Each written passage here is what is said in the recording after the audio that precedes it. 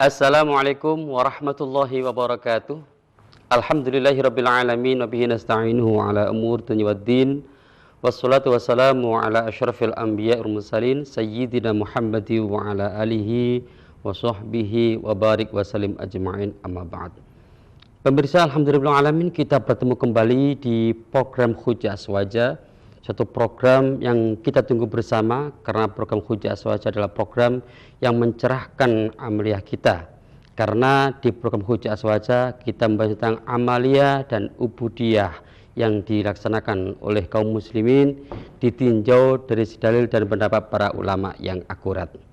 Pemirsa, sebelumnya kami beritahukan bahwasanya program Hujjah Aswaja ini terselenggara berkat kerjasama antara Aswaja Center Jawa Timur dan TV 9 Santun Menyejukkan, serta didukung langsung oleh Badan Amil Zakat Nasional Jawa Timur atau Baznas Jatim. Pemirsa, 1 jam ke depan bersama saya sebagai host Badrul Munir, kita akan membahas tentang benarkah GoFood dan GoPay haram.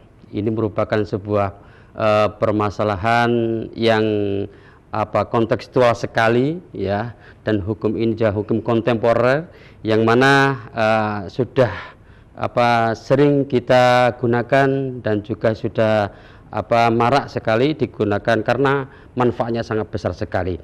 Dan alhamdulillah sudah hadir beliau adalah Ustadz Abdul Wahid Al-Faizin MEI. Beliau ini bergerak di bidang ekonomi Islam di Aswaja Center Jawa Timur. Assalamualaikum Ustaz. Warahmatullahi wabarakatuh. Gimana kabarnya Ustaz? Alhamdulillah sehat. Sehat walafiat, sehat. Kita lama nggak jumpa Ustaz, betul, ya. Betul. Alhamdulillah kita berjumpa kembali di bidang yang antum ya diamanati, ya. Yaitu tentang ekonomi Ustaz, ya. Memang di Aswaja Center itu banyak sekali narasumber dan sesuai dengan bidangnya Ustaz, ya. Dan memang Ahlus Sunnah Jamaah harus seperti itu, bagi tugas ya. Ustaz, ini adalah merupakan sebuah permasalahan yang sangat-sangat dibutuhkan pencerahannya oleh masyarakat, Ustaz, ya. Dan sudah santer Ustaz di sebelah sana itu mengatakan ini negatif, ini haram, ini begini. Lah ini bagaimana ini? Semuanya jadi haram. Ini tugas kita ini kan mencerahkan Ustaz, ya, mencerahkan, ya, bukan melemahkan atau membunuh Ustaz, ya. Tapi memberikan pencerahan tentang GoPay dan GoFood. Ini akadnya nanti ini sama beda? Beda. Oh, beda. Kalau kita lihat satu persatu. Berarti kita bahas satu persatu Ustaz, ya, gitu. Betul. Yang pertama GoPay dulu Ustaz, ya. Karena GoPay ini kan lumbungnya Ustaz, ya. Ya, lumbung keuangannya. Ya, GoPay ini, ya. Ada yang mengatakan GoPay itu haram. Apakah seperti itu Ustaz? Betul. Terima kasih. Assalamualaikum warahmatullahi wabarakatuh. Waalaikumsalam warahmatullahi wabarakatuh. Ada beberapa hal yang perlu kita teliti dari transaksi GoPay. Iya. Kalau kita lihat, Gojek itu adalah perusahaan penyedia jasa antar. Itu yang perlu kita pahami dulu. Jadi inti core bisnis dari Gojek adalah dia memiliki jasa antar. Yang dengan jasa antar itu dia mendapatkan pendapatan. Itu yang pertama. Yang kedua, yang perlu kita pahami dari transaksi GoPay adalah yang pertama, GoPay itu adalah alat bayar. Alat bayar. Ini yang perlu kita pahami bersama. Saya kasih contoh. Nanti ada 2 kasus. Nanti kasusnya beda, hukumnya beda, nanti tinjauan hukumnya beda. Oh begitu. Ini agak fokus. Ya, agak fokus, benar. Ya, fokus. Ya. Yang pertama, kasus pertama, saya umpama tinggal di daerah Wonokromo. Saya ingin pergi ke daerah Ampel. Berarti saya membutuhkan transport dari Wonokromo ke Ampel. Maka kemudian saya menggunakan aplikasi Gojek. Saya kemudian memesan Gojek yang untuk mengantar saya dari Wonokromo menuju Ampel. Ini yang pertama. Yang kedua, ketika saya mesan, maka di aplikasi sudah muncul jaraknya sekian, maka upahnya sekian. Jelas. Maka akad yang ada dalam hal ini adalah akad ijarah. Berarti saya menyewa memberikan upah kepada Gojek sebagai penyedia manfaat berupa jasa antar dari Wonokromo ke Ampel. Ini yang pertama. Yang kedua, ketika saya melakukan pemesanan, kemudian saya membayar sesuai dengan aplikasi. Contoh, saya dari Wonokromo muncul di aplikasi, perkiraan harga adalah sekian ke tempat tujuan. Ketika saya melakukan pembayaran melalui GoPay, itu artinya adalah takjilul ujroh. Saya membayar ujroh terlebih dahulu. Dan apakah boleh? Apakah boleh pembayaran ujroh terlebih dahulu? Boleh. Bahkan mazhab 4 memperbolehkan. Salah satunya dalam mazhab Syafi'i. Dalam kitab Umdatus Salik wa Uddatun Nasik dikatakan wa yajuzu ta'jilul ujrah wa ta'jiluha. Ulama memperbolehkan mendahulukan upah ataupun membayar di akhir. Sama dengan saya punya tukang. Saya punya tukang ini satu hari saya bayar 100.000. Berarti dia kerja ke saya selama 1 minggu. Boleh upah yang 700.000 untuk 7 hari saya bayar di awal, itu boleh, saya bayar di akhir juga boleh. Oh gitu, tahu lihat tukangnya Ustaz. Iya, lihat tukangnya. Malah tukangnya seneng kalau di awal. Iya, kadang-kadang kalau di awal kemudian setelah itu resign tengah-tengah itu. Nah, ini yang masalah. Tapi ulama sepakat boleh. Jadi mendahulukan upah dibayar di awal, di akhir juga boleh. Itu dalam mazhab Syafi'i. Dalam mazhab Hambali juga sama. Dalam kitab Al-Mughni, Ibnu Qudamah mengatakan li'anna ijarah kabai'iha wa bayuha yasihhu bi tsamanin halin au muajjal fakadzalika ijaratuha. Kata mazhab Hambali juga dikatakan ijarah itu seperti jual beli. Sebagaimana jual beli, kita bisa bayar barang itu di awal, bisa bayar di awal barang di akhir. Itu kata ulama. Itu mazhab Hambali. Mazhab Hanafi juga hampir sama. Mazhab Hambali, Hanafi diantara dalam kitab Badha'i'us Shana'i dijelaskan falhasil annal ujroh la tumlak indana illa bi ahadi ma'anin thalathah. Ujroh itu tidak bisa diambil, tidak bisa diperoleh kecuali dengan salah satu dari 3 hal. Yang pertama, syartut ta'jil fi nafsil aqdi. Kalau umpama disyaratkan pembayaran upah itu di awal, maka dia juga berhak mendapatkan di awal. Kalau di awal. Berarti kalau saya mesan dari Wonokromo ke Ampel, itu adalah akadnya adalah ijarah, saya menyewa jasa itu untuk sampai di sana dan saya bayar di awal. Oh begitu. Pertanyaan yang muncul begini, kalau saya menggunakan aplikasi GoPay, saya kan dapat potongan. Boleh nggak potongan? Apakah itu riba? Apakah itu riba? Jangan dijawab dulu Ustaz. Oh iya. Dijawab nanti ya setelah kita beri kesempatan Ustaz untuk memancing penasaran pemirsa Ustaz ya. Ya, pemirsa, pembahasan ini sangat menarik sekali dan saya ingin nanti di segmen ketiga sumbangsi pertanyaan dari pemirsa agar kita bisa interaktif dan bisa sinambung pembahasan kita di sore kali ini. Kita kembali setelah yang satu ini. Pemirsa, terima kasih masih bersama kami di program Hujah Aswaja yang didukung langsung oleh Badan Amil Zakat Nasional Jawa Timur atau Baznas Jatim. Pada sore hari ini kita membahas tentang benarkah GoPay dan GoFood itu haram. Kita jelaskan tuntas di program Hujah Aswaja ini bersama Al-Ustaz Abdul Wahid Al-Faizin. Ya Ustaz, jadi alhamdulillah itu ada akadnya Ustaz ya, akad ijarahnya ada di situ, kemudian juga memakai GoPay dan di GoPay di situ ada krusialnya Ustaz. Diskonnya itu. Diskonnya ini. Betul. Apa kalau ada keuntungan itu ramai Ustaz ya? Jadi begini, memang selama ini titik krusial yang banyak dijadikan mengharamkan itu adalah diskonnya. Diskonnya, ya. Bagaimana proses diskon? Yang pertama, kalau prosesnya kayak tadi, ta'jilul ujroh, maka diskon itu adalah pengurangan ujroh. Sama dengan gini logikanya. Jenengan, saya punya tukang. Saya kerjakan untuk satu harinya 100.000 7 hari. Maka kemudian tukang ini bilang, Pak, saya tolong dibayar di awal. Saya bayar di awal berarti 700. Tapi karena tukang itu mengatakan karena jenengan sudah bayar di awal, tidak apa-apa dibayar saja 650. Artinya karena ini akad ujroh, maka ini adalah kesepakatan antara pemberi manfaat dengan yang membeli manfaat. Jadi diskon itu adalah dari pihak yang memberikan manfaat mengurangi bagiannya, sama dengan kayak tadi itu. Dan itu diperbolehkan oleh ulama. Yang mengurangi adalah perusahaannya. Perusahaannya itu diskon. Jadi itu bukan riba karena bukan berangkat dari hutang piutang, tapi dari ijarah yang ujrohnya oleh pemberi manfaat, dia sepakat untuk dikurangi. Ini yang pertama. Yang kedua, GoPay itu bisa, praktek yang nomor 2 adalah ketika top up. Tadi kalau saat tadi kan enggak, saya sudah jelas mau kemana. Yang kedua, saya nggak jelas mau kemana, tapi saya pingin top up ketika saya butuh biar enak. Contoh saya top up 200, saya top up 300. Apa tujuannya? Tujuannya nanti kalau saya butuh biar saya pakai. Nah, ini kalau kita lihat akad apa yang terjadi ketika saya top up kepada Gojek, maka itu ulama mengatakan akad yang terjadi adalah lebih kepada hutang. Karena apa? Karena uang yang saya gunakan, yang saya top up di Gojek itu sebenarnya uang titipan, tapi oleh Gojek kemudian digunakan. Maka kemudian menjadi tanggung jawab Gojek, menjadi hutangnya dia ke saya. Sekarang gini, kalau saya umpamanya titip ke panjenengan sepeda motor, nah, sepeda motor ini jenengan gunakan, apakah boleh? Kalau di ini boleh. Nah, cuma masalahnya ini kan bukan sepeda motor, ini barang yang bukan digunakan tapi dihabiskan.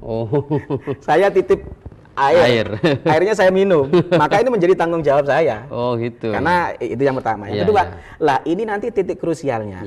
Ketika hutang piutang itu terjadi, maka bagaimana hukum diskon? Apakah itu tidak termasuk kullu qardin jara naf'an? Setiap manfaat yang terjadi dalam hutang piutang, maka itu adalah riba. Lah ini yang titik krusial.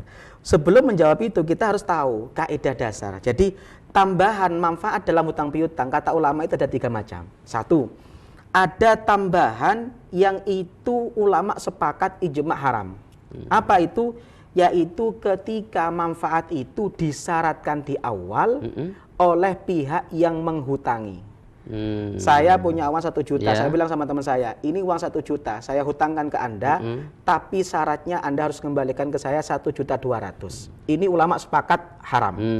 Dalam kitab Al-Ijma' Ibnu Mundir mengatakan bahwasanya ulama sepakat, beliau mengatakan ajma'u ala annal muslif idza syarata 'alal mustaslif ziyadatan aw hadiyatan fa aslafa 'ala dzalika anna akhdha ziyadah 'ala dzalika riba. Ibnu Mundir mengatakan ulama sepakat orang yang menghutangi ketika dia mensyaratkan kepada orang yang berhutang manfaat yang kembali ke dia, maka ini ulama sepakat haram karena itu termasuk riba. Dan itu artinya kelebihan itu adalah nominal dari yang diberikan. Betul, dan disyaratkan. Kuncinya disyaratkan. Ya, disyaratkan juga. Bagaimana kalau tidak disyaratkan? Hukumnya beda. Kalau tidak disyaratkan dan terjadi di akhir, ulama sepakat boleh, bahkan sunnah. Jenengan punya hutang ke saya 1 juta. Saya bilang ini uang 1 juta. Kembalikan 1 juta. Pun jenengan orang yang tahu diri, saya dibantu. Ketika mau melunasi, Ustadz ini 1 juta, ini saya punya oleh-oleh buah-buahan untuk jenengan. Maka ini ulama sepakat boleh. Kenapa? Tidak disyaratkan dan terjadi di akhir. Oh, ingat pemirsa, berarti bukan hanya uang saja ya riba itu. Betul. Mijat itu juga riba. Ustadz Munir, jenengan mau hutang ke saya berapa? 1 juta. Jenengan syaratnya mijat dulu, maka mijitnya itu riba. Ini jadi manfaat bukan tambahan uang. Makanya dalam kaidahnya adalah kullu qardin jara naf'an. Setiap sesuatu yang itu disyaratkan manfaat. Gitu yang kedua. Ini yang kedua yang sangat haram. Makanya Rasul mengatakan inna khiyarakum ahsanukum qada'a. Orang yang paling baik itu adalah orang yang tahu diri. Kalau dikasih hutang dia tahu diri, mengembalikannya lebih. Tapi inisiatif dari orang yang hutang. Bukan disyaratkan orang yang menghutangi. Yang ketiga, ini yang menjadi khilafiyah. Apa yang menjadi khilafiyah? Ketika hutang tidak disyaratkan di awal, tetapi orang yang memberikan, orang yang dihutangi memberikan hadiah di tengah-tengah. Lah ini yang khilafiyah. Yang khilafiyah kenapa? Karena diantaranya adalah Imam Madhab Maliki, Hanafi, sama Hambali ini mengharamkan. Kenapa? Karena beliau menganggap ini adalah dzari'ah untuk riba, jalan menuju riba. Karena bisa jadi setelah saya kasih hadiah, orang yang menghutangi saya berpikir ulang untuk nagih, maka akan ditambah jangka waktu. Maka inilah yang kemudian dijadikan alasan oleh Madhab Hambali, Hanafi, sama Maliki menjadikan ini haram. Pun yang ketiga, Madhab Syafi'i itu mengatakan halal. Itu gue banget itu. Iya, gue halal. Makanya Syafi'i itu intinya tidak disyaratkan di awal. Dalam kitab Nihayatul Muhtaj, Mughnil Muhtaj dan Rawdatul Talibin dikatakan la yukrahu lil mukrid akhdhu hadiyatil mustaqrid bila syartin walau fir ribawi. Tidak makruh boleh mengambil hadiah dari orang yang berhutang asalkan tidak disyaratkan di awal. Pertanyaannya adalah diskon dalam top up itu masuk kategori yang nomor 3 yang khilafiyah. Kenapa? Ketika saya top up uang 300 itu kan saya dapat diskon. Lah diskon ini adanya di tengah-tengah. Dan tidak disyaratkan. Apa buktinya tidak disyaratkan? ketika saya top up, tidak semua merchant, tidak semua toko itu memberikan diskon. Bisa aja diskon, bisa enggak. Artinya kepastian dapat diskon itu tidak pasti. Maka ini bukan syarat. Gitu Maka karena bukan syarat, maka ini masuk khilafiyah. Madhab yang 3, ini yang dipakai oleh beberapa ustadz timur yang lulusan Timur Tengah yang mengharamkan gopay. Kenapa? Menganggap hadiah yang ada di tengah-tengah itu adalah riba. Tapi kalau kita madhab Syafi'i, boleh, karena nggak disyaratkan. Padahal tadi itu juga bisa 2 akad tadi ya. Akad ujroh ketika didahulukan, kemudian beda ujrohnya sebagai boleh. Itu tapi beda, kalau tadi itu kan saya sudah punya manfaat yang akan diambil, maka itu ujroh. Tapi kalau ini tidak bisa masuk ke situ, karena di sini murni saya punya top up 300, uangnya saya nggak digunakan kapanpun yang saya butuhkan. Kalau nanti kan enggak, sudah jelas mau ke Ampel, saya bayar di awal. Kalau ini enggak, saya naruh uang, hampir sama dengan tabungan. Oh gitu. Maka begini, kalau saya boleh usul, maka kalau kita mau pakai ke GoPay, itu kita harus mempertimbangkan hal itu. Kalau kita ingin yang hati-hati memang tidak perlu. Tapi kalau kita ikut mazhab Syafi'i boleh. Maka kalau saya ke jamaah saya pengajian itu selalu mengatakan dipakai saja kalau butuh. Enggak usah top up sampai 1 juta dan macam-macam. Ya sudah, kalau butuh saja, satu kebutuhan aja. Kalau sebutan aman Ustaz. Aman. Dan kita ingat kalau ingin halal kita ikut mazhab Syafi'i yang tidak mengharamkan karena itu tidak disyaratkan dan terjadi di tengah-tengah. Dan itu boleh Ustaz ya. Dan boleh mazhab Syafi'i. Begitu ya. Itu GoPay sudah selesai Ustaz ya. GoFood Ustaz ya. Tapi waktunya Ustaz, kita kalau sebentar, setelah itu kita lanjutkan kembali Ustaz ya. Ya, pemirsa, nanti di segmen ketiga pemirsa bisa interaksi dengan kami di 031 566 0109. Sekali lagi 031 566 0109. Kita akan kembali setelah yang satu ini. Pemirsa, terima kasih masih bersama kami di program Hujjah As-Sawajah yang didukung langsung oleh Badan Amil Zakat Nahdlatul Timur atau Baznas Jatim.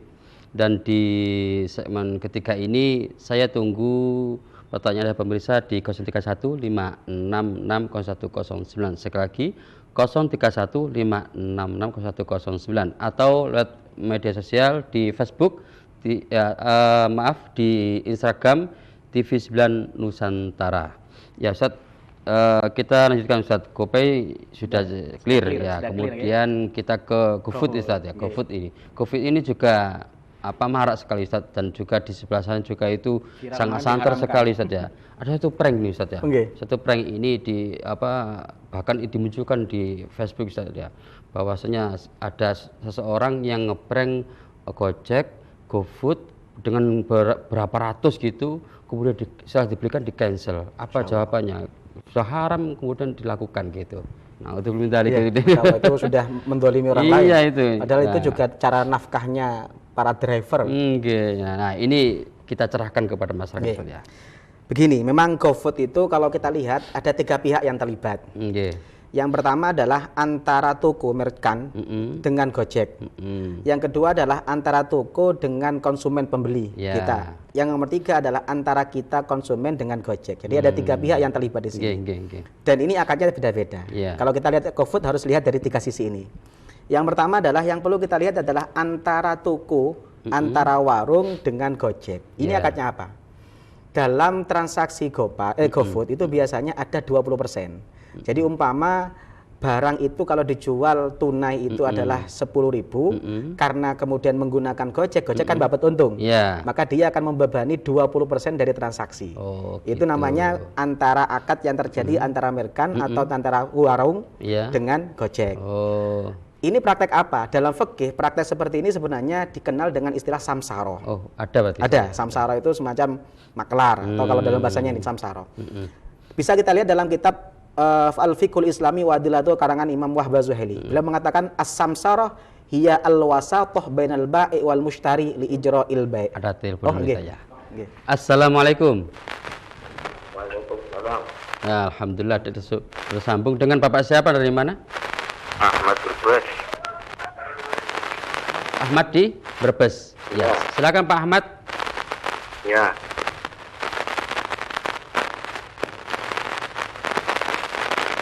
Silakan Pak Ahmad.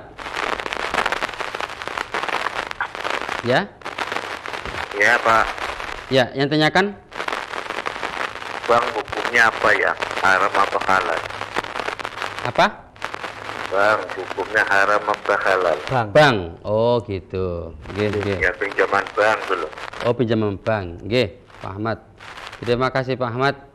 Nggih. Terima kasih ya. Ya, gimana Ustaz? Oke. Bang. Sebenarnya sudah kita bahas lama gitu Iya, tentang masalah iya. riba. Jadi kalau kita lihat transaksi di bank itu adalah kita meminjam uang dan kita berkewajiban mengembalikan bunga yang pasti. Inilah yang kata ulama masuk kaidah kullu qardin jarra naf'an fahuwa riba.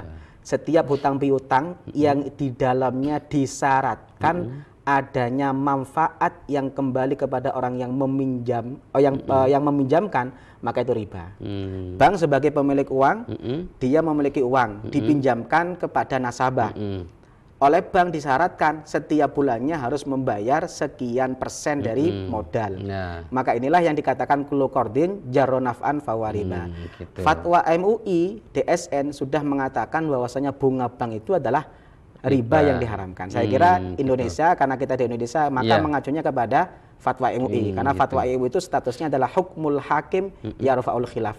Hukumnya hakim yang sudah tidak perlu kita akan menghilangkan khilafiyah. Ya sudah, kita ngacunya ke sana. Oh begitu Ustaz ya. Ya, mudah-mudahan paham ya Pak Ahmad di Brebes ya. Ya. Oke, kita lanjutkan, guys. Jadi kalau kita lihat praktek antara toko warung dengan Gojek itu adalah praktek samsara. Dalam kitab Wahbah Zuhaili mengatakan al-wasatah bainal ba'i wal mushtari li ijra'il bai'. Perantara yang menyambungkan antara penjual toko atau warung dengan pembeli konsumen. Ini namanya samsara. Berarti statusnya Gojek itu adalah sebagai simsar. Kata Wahbah Zuhaili beliau mengatakan was samsarah jaizah wal ajrul ladzi ya'khudhuhu halal. Ketika orang yang menjadi perantara antara penjual dan pembeli ini minta upah, kata beliau wal ajrul ladzi ya'khudhuhu simsar halal, itu diperbolehkan. Kalau kita melihat dalam transaksi fikih, sebenarnya dalam akad fikih praktek samsarah itu lebih kepada jualah. Kamu belikan, jualkan ini, kalau laku akan saya kasih. Itu namanya jualah. Makanya dalam kitab Imam Ahmad mengatakan wala ba'sa ayyakula syakhsun li akhar bi hadza sya' bi kadza wa ma zada fahuwa lak. Jualkan ini kepada orang lain, kalau nanti laku saya kasih harga sekian, lebihnya untuk kamu. Apakah sama dengan online dropship itu, Ustaz? Nanti bisa, nanti kita bahas orang sendiri karena dropship itu nanti sendiri, pembahasannya sendiri ada agak melebar nanti. Ini memunculkan tema baru. Tema baru, benar. Ditunggu lagi kapan ya gitu. Ini yang pertama. Maka kalau kita lihat 20% yang dibebankan oleh Gojek kepada nasabah, kepada toko atau warung itu sebenarnya lebih kepada ujroh atau jual dalam dia jasanya membuat pelanggan itu bisa membeli barangnya. Ini yang pertama. Poin yang kedua, akad antara merkan toko warung dengan konsumen. Saya membeli kepada konsumen tertentu. Ini akadnya jual beli. Pertanyaan yang muncul isu krusialnya adalah adanya dua harga. Contoh begini, kalau saya beli ke toko itu, kalau saya beli langsung itu mungkin harganya 20.000. Tapi karena kalau saya pakai aplikasi GoFood, maka ada tambahan 20%, bisa jadi 22.000 atau 24.000. Apakah ini kelebihan ini? Apakah ini termasuk bai'ataini fi bai'ah? Ada yang mengatakan itu nggak boleh, itu masuk bai'ataini fi bai'ah. Lah begini, dua harga dalam satu barang. Lah ini yang perlu kita luruskan. Bai'ataini fi bai'ah itu terjadi ketika dua harga, dua sistem dan tidak ditentukan di akhir. Makanya hadis bai'ataini fi bai'ah itu yang meriwayatkan Imam Turmudi. Imam Turmudi ketika meriwayatkan itu, beliau kemudian mengatakan begini, waqad fassara ba'du ahlil ilmi qalu bai'ataini fi bai'ah ayyakula abi'uka hadza thawb bi naqdin bi asyrah wa nasi'a bi 20. Kata Imam Turmudi, bai'ataini fi bai'ah itu adalah ketika ada orang mau jual, ini kalau kontan 10.000, kalau kredit 15.000. Tapi kata Imam Turmudi wala yufarikuhu ala ahadil bai'ain. Ketika transaksi berakhir belum ditentukan. Mau pakai yang 1.000 kontan atau yang 15.000 kredit. Ini belum ditentukan. Inilah yang masuk kategori bai'ataini fi bai'ah. Gitu. Beda dengan kata Imam Turmudi fa idza faraqahu ala ahadihima fala ba'sa in kanatil uqdah ala ahadin minhuma. Tapi kalau di akhir sudah ditentukan, sudah bukan dua harga lagi. Ini 10.000, ini 15.000. Sampai pilih yang mana? 15.000. Harganya berapa sekarang? Satu 15.000. Karena bahaya nanti kalau kita artikan bai'atin fi bai'ah itu dua harga dalam satu barang. Bisa jadi satu barang itu harganya 10. Saya sering cerita kepada jamaah saya, kalau jenengan ke pasar nawar, itu harganya bisa berapa? Bisa 10. Berapa ini Bu? 1 kilonya 20.000. Kelarangan Bu, berapa? 10.000. Oh nggak boleh. Diturunkan oleh ibunya 19.000. Sudah ada berapa? 20, 10. Iya. Oh kelarangan Bu, wis 13.000. Oh nggak oleh, wis ojo tawar maneng 15.000. Oh gitu. Lah ketika ini disepakati 15.000, berarti harganya berapa? 15.000. Ya, ada telepon dulu saja. Assalamualaikum. Waalaikumsalam. Ya, dengan Bapak siapa, dari mana? Ya. Dengan Pak Muhammad dari Lamongan. Dari Lamongan. Dari Lamongan ya. Tanya gini, Ustaz. Iya. Iya. Mau tanya gini, Ustaz. Kalau bunga dalam bank itu dikatakan haram, Ustaz ya, katakan haram. Terus bagaimana cara kita untuk apa? Cara kita untuk mengantisipasi sementara si A ini butuh modal, nah si B ini ada modal gitu. Gimana cara kerjasama yang saling menguntungkan? Oh, gitu. Kalau bunga itu dikatakan haram. Ya. Sudah kami tangkap pertanyaan Pak Muhammad. Ya. Terima kasih, Ustaz. Ya. Ya, assalamualaikum. Waalaikumsalam warahmatullahi wabarakatuh. Kita melayani, Ustaz ya. Walaupun beda konteks nggak apa-apa, Ustaz. Betul. Ya. Begini, dalam Islam itu akad itu ada 3. Ada namanya akad tijari, ada akad tabarruk, ada akad yang bisa tijari, bisa tabarruk. Apa akad tijari? Akad tijari adalah akad yang kita boleh ambil untung. Ada akad tabarruk, akad yang kita nggak boleh ambil untung. Qard itu masuk akad tabarruk. Islam tidak pernah melarang kita ambil untung, asalkan menggunakan akad yang tijari. Yang pinjam itu ya? Yang bukan, akad yang tijari itu akad seperti jual beli. Ya, yang pinjam nggak boleh. Yang tabarruk. Ngambil untung nggak boleh. Boleh. Ya, jadi kalau kita mau menggunakan akad qard, maka kita nggak bisa ambil untung karena qard itu adalah akad tabarruk. Jadi qard itu pinjam ya? Pinjam meminjam itu nggak boleh kalau kita ambil untung. Kenapa? Akad qard itu adalah akad pinjam meminjam, itu adalah akad sosial. Terus bagaimana solusinya? Bagaimana solusinya? Banyak sekali. Kalau kita mau cari perbankan, sekarang ada perbankan syariah. Jadi kalau kita mau butuh modal banknya syariah, sudah kita datang aja ke BMT, kita datang saja ke bank syariah. Itu yang pertama. Kalau kita punya teman mau kerjasama, bisa menggunakan akad mudharabah. Contoh apa mudharabah? Bagi hasil. Kamu punya modal berapa? Saya nggak punya modal. Ayo kita kelola. Nanti dibagi hasil. Hasilnya kita bagi 50%, 50%. Apa bedanya dengan hutang, dengan bunga? Kalau bunga 20% dari modal, untung nggak untung, pokoknya 20% harus balik. Tapi kalau bagi hasil 20% dari hasil yang dihasilkan. Jadi 20% ini bisa turun, bisa naik, bisa nggak ada. Gitu, itu tentang masalah ini. Ya, lebih jelasnya langsung aja ke BMT atau ke bank syariah. Kalau tidak punya teman. Kita break sebentar. Break sebentar. Nanti di segmen keempat saya masih membuka pertanyaan dari pemirsa di 0315660109 atau di Instagram Divisi 9 Nusantara. Kita akan kembali setelah yang satu ini. Pemirsa, terima kasih masih bersama kami di program Hujah Aswaja yang didukung langsung oleh Badan Amil Zakat Nasional Jawa Timur atau Baznas Jatim. Di segmen keempat ini masih saya buka pertanyaan dari pemirsa di 03156660109. Sekali lagi 03156660109 atau dalam media sosial di Instagram Divisi 9 Nusantara. Kita lanjutkan kembali tentang GoFood saja. GoFood ya. Tadi sampai mana Ustaz ya? Sampai 2 harga. 2 harga ya.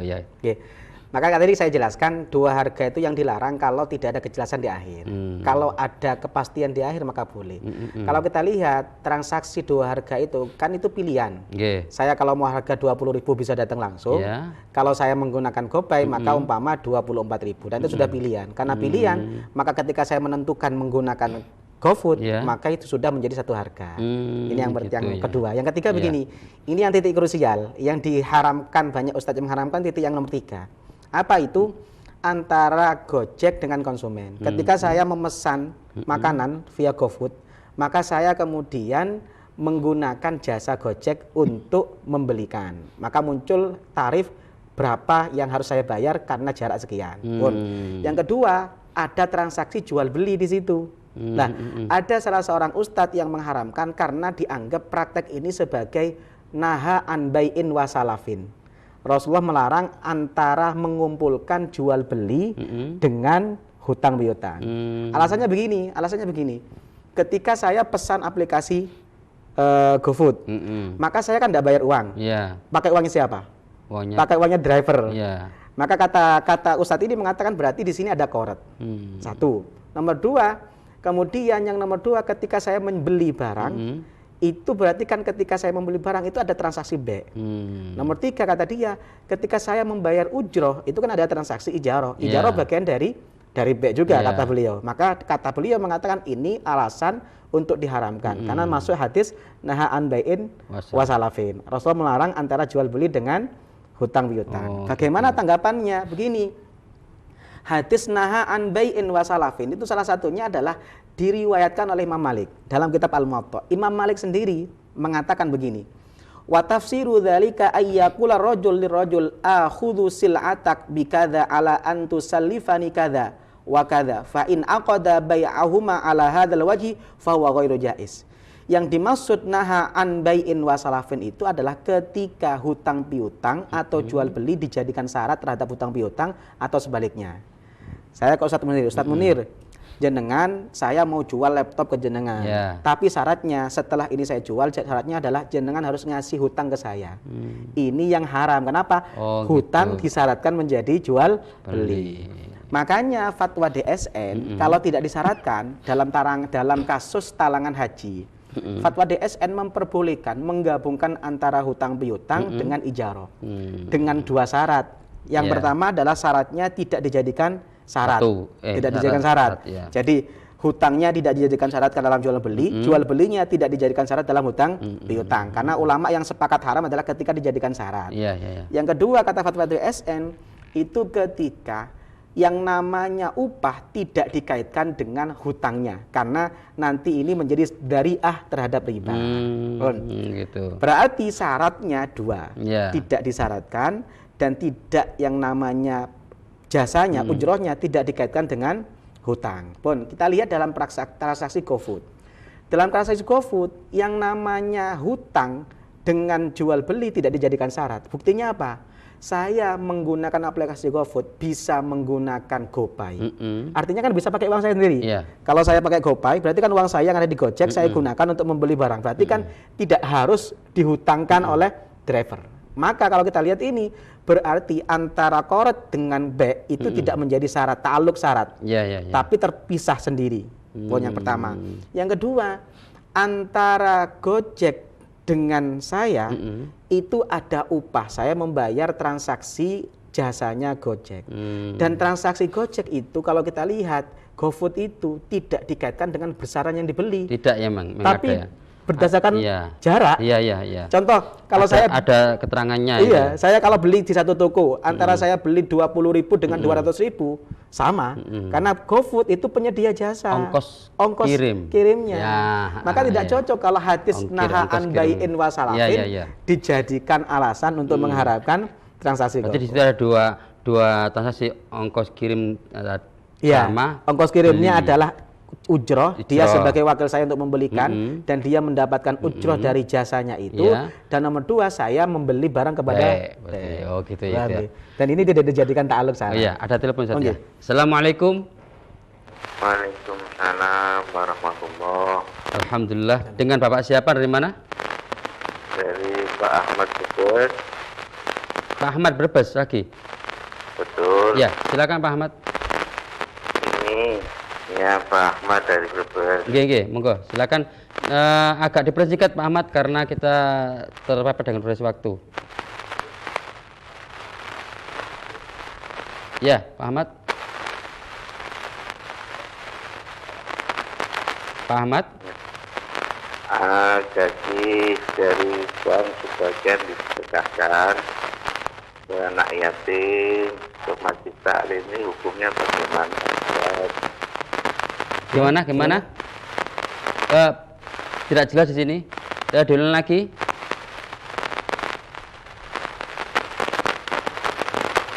Nggih. Pak Ahmad? Gaji atau bayaran yang diperoleh dari bank ya seperti uang yatim atau Sejarahkan digunakan untuk. Oh ya, iya. Ya, terima kasih Pak Ahmad. Kita sudah bisa menangkap ya pertanyaan Pak Ahmad ya. Silakan Ustaz langsung aja Ustaz. Karena ini sudah agak mepet ya. ini. Satu hal, dalam Islam itu sesuatu yang baik harus diperoleh dari sumber yang baik dan cara yang baik.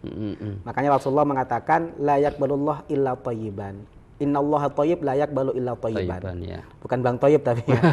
Allah itu adalah zat yang maha baik dan tidak menerima dari sesuatu yang tidak baik, hanya menerima yang baik. Maka sama dengan pertanyaan begini, Ustadz, saya korupsi, boleh nggak setelah korupsi hasil korupsinya saya gunakan untuk umroh? Ustadz, saya dapat uang dari haram, boleh nggak hal yang saya dapat dari haram ini saya gunakan untuk nyumbang? Nyumbangnya baik tapi sumbernya jelek, karena syarat dalam kebaikan itu perilakunya baik, sumbernya baik, caranya juga baik. Kalau salah satunya tidak ada ya nggak bisa. Jadi nggak bisa kita mengatakan, oh saya mau korupsi, nggak apa-apa, nanti saya gunakan untuk umroh. Tidak bisa, karena yang namanya sumber itu harus dijelaskan. Maka kalau kita melihat bagaimana kalau kita menghutangkan barang dengan cara riba, tapi dengan alasan ribanya mau saya gunakan untuk membantu orang, caranya saja sudah salah untuk dapat untung. Nah itu yang nggak boleh. Ustaz, kita terpepet dengan waktu Ustaz di penghujung acara. Silakan sedikit kesimpulan Ustaz dari pembahasan kita. Yang pertama yang ingin saya sampaikan adalah fikih muamalah itu berkembang. Karena berkembang maka aspek-aspek yang baru itu harus kita lihat dari konteks yang luar biasa. Yang pertama, yang kedua adalah dalam menentukan sesuatu itu harus kita teliti. Tidak gampang kita kemudian gebah uyah. Oh, GoFood haram karena ini. Harus kita teliti masing-masing dari aspek itu. Inilah pentingnya ketika melihat satu aspek harus kita teliti dengan aspek hukumnya sehingga kita melakukan sesuatu itu sesuai dengan ilmu. Karena ilmulah yang akan menuntun kita ini benar atau salah. Ini mungkin bisa saya sampaikan. Gitu ya. Ya, pemirsa, mudah-mudahan pembahasan kita dari awal sampai akhir berkaitan dengan GoFood dan GoPay ini memberikan pencerahan bagi kita semuanya. Mungkin kita juga sudah terjawab polemik yang ada, haram atau halal, ternyata memang diperbolehkan sesuai dengan apa yang kita bahas dari awal sampai akhir ini. Mudah-mudahan ini ilmu bermanfaat kita semuanya dan apa yang kita lakukan ini menjadi halal dan diterima oleh Allah Subhanahu wa taala. Pemirsa, terima kasih atas kebersamaan pemirsa dengan kami di program khusus Aswaja ini. Saya undur diri. Wassalamualaikum warahmatullahi wabarakatuh.